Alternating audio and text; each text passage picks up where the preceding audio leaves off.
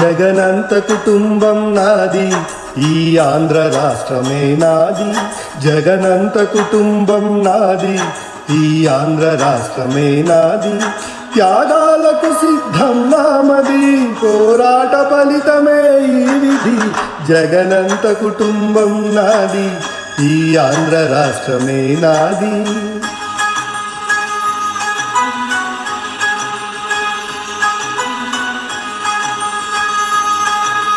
అమ్మనై నాన్ననై అక్కనై చెల్లినై, అమ్మనై నాన్ననై తమ్ముడై అన్ననై, చీకటి దారులలో మంచు ఎడారులలో, చీకటి దారులో మంచు ఎడారిలో పన్నీటి జయ గీతాలు, కన్నీటి జలపాతాలు.